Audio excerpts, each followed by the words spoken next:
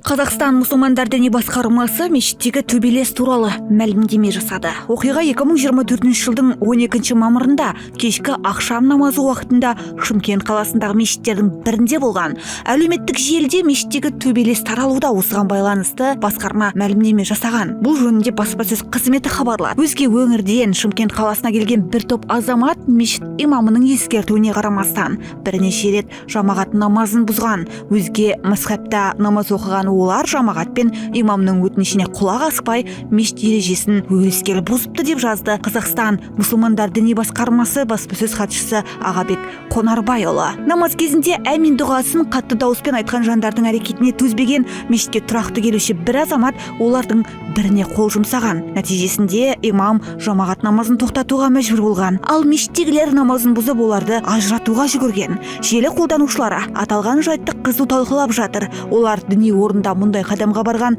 азаматты түсіне алар емес. Оқыс оқиға дер кезінде тоқтатылып, полиция қызметкерлері тиісті жұмыс жүргізуде деп жазды Ағабек Қонарбайұлы. Қазақстан мұсылмандар діни басқармасы мешітке келуші жамағатты ережеге бағынуға, сонымен қатар құлшылық үйінде сабыр сақтап, көркем мінез танытуға шақырады. Қазақстан мұсылмандар діни басқармасы бекіткен мешіт ережесі бойынша мұсылмандардың ауызбіршілігі мен біртұтастығын қамтамасыз ету үшін намаз бен діни рәсімдер Әбу Ханифа мазхабы бойынша орындалады.